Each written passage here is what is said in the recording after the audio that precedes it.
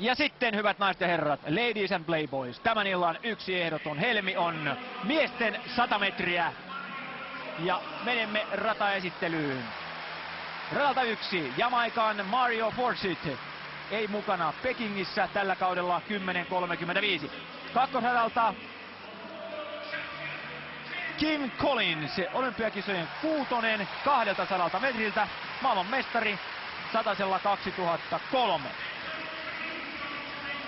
Radalla 3, Jamaikan Michael Frater, olympiakisojen kuutonen 100 metriltä 9.97 raudanluja ennätys.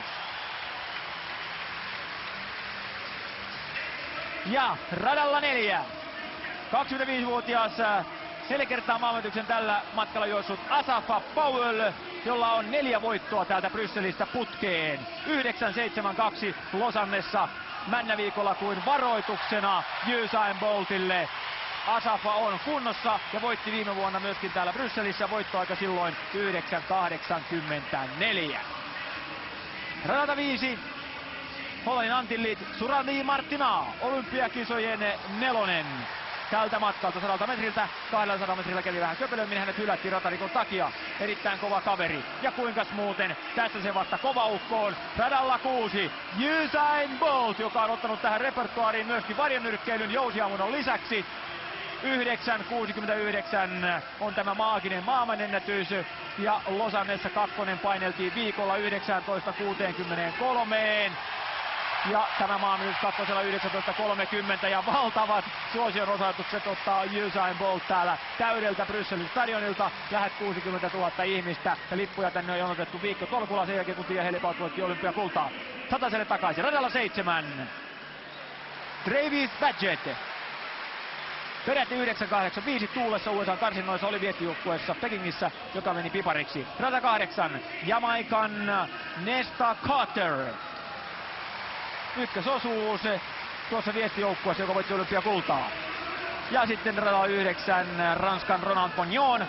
Viestimaailmanmestari 2005, jäi Pekingissä välieriin, mutta kovaa miehelle ennätys 9.99. Ja katseet radoille 4, Powell, ja radoille 6, Usain Bolt. Ja Jukka, kuinka käy? No ainakin sen verran voisi sanoa, että tämä juoksu on kyllä todellakin yksi kuumimpia tämän kesän otoksia. Pekingin jälkeen varmasti ehkä kuumin startti, ja tämä pääkatsomo yleisö on noussut seisomaan, ja me nähdään tällä hetkellä elävänä noin puolet radoista, eli nämä ulkoradan radat jää meiltä näkemättä, mutta ehkä me ruudut se nähdään. Tulee mielenkiintoinen odotus, ja toi lähtö on nyt erittäin ratkaiseva. Asavan pitää saada huippustartti ja hänen pitää päästä juoksemaan vapaasti 40 metrin saakka, koska sitten sen jälkeen tulee pikajuna nimeltä Usain Bolt.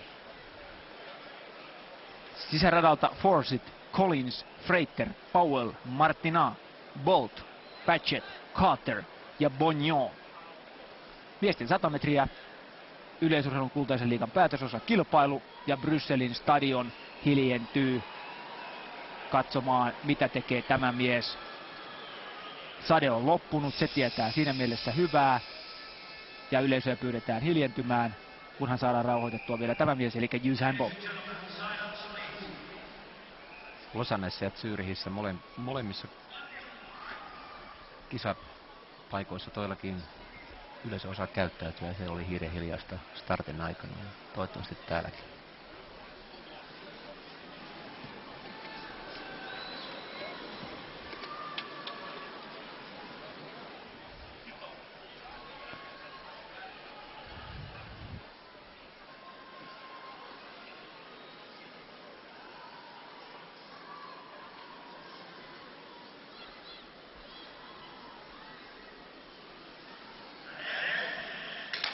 Ja ensimmäisellä liikkeelle Powell saa erinomaisen lähdön, sitten tulee Usain Bolt, Powell johtaa kun tullaan puolimatkaa, sitten tulee Usain Bolt, ja kumpi tämä juoksu vie?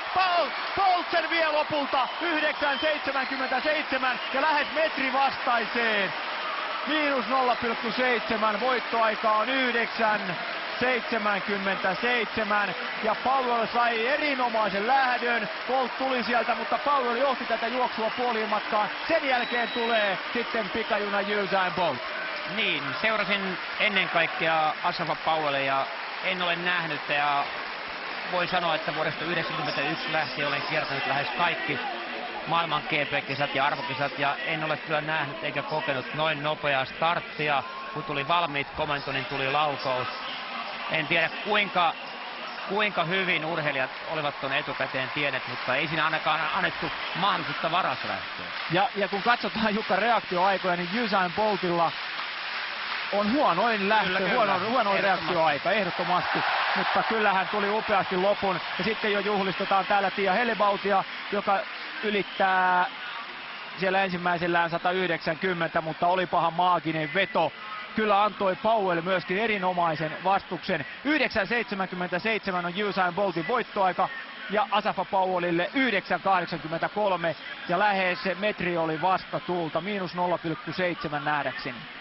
Joo, siinä oli se, että Usain Boltin reaktioaika on 0,223, Asafa Powell 0,145, Carter 0,193 ja kun tuosta vielä sen verran mikä sanotaan, että Asafa Powell, Nesta Carter, Michael Frater ovat harjoituskavereita Coach Francisin ryhmästä ja sitten Usain Bolt, Kim Collins ovat sitten valmentaja Millsin ryhmästä, niin tässä kahden valmentajan huippuporukkaa kilpailussa nähtiin. Ja kyllähän tämä Usainin loppu on uskomattoman hyvä. Se on erittäin hyvä ja upeata askelusta nuorelta mieltä. Hän on nykyurheilun ehdottomasti kovin urheilija kaikki lajit huomioon ottaen.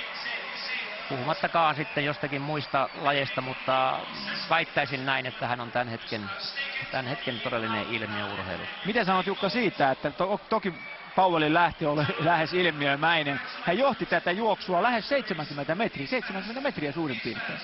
Kyllä Powellkin kunnossa on. Ehdottomasti hän on kunnossa ja juuri siihen Asafan juoksu tänään täytyy perustua, että hänen täytyy saada riittävän kova ero Usainin, koska hän tietää, että Usainin viimeinen 30 metriä on kovaa ja hän ei siihen pysty.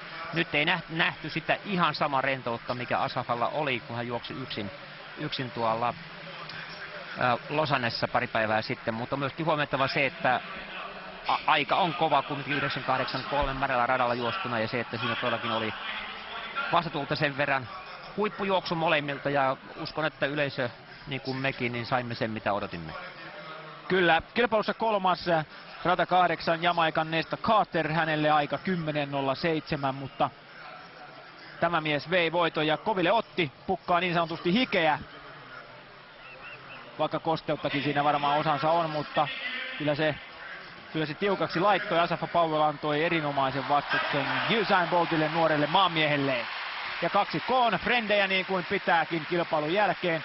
Silloin kun mennään radalla, silloin ei paljon kaverille naureskella eikä hymyillä. Mutta kilpailun jälkeen kyllä. Tässä miesten 100 metrin lopputulokset. Usain Bolt 9.77 ja vastatulta tosiaan sitä on miinus 1,3. Kyllä, se on huippu aika, kerta kaikkiaan huippu. Liikutaan jälleen maailmanennätyslukemissa. Ja Powell siis 9.83 ja Nesta Carter 10.07.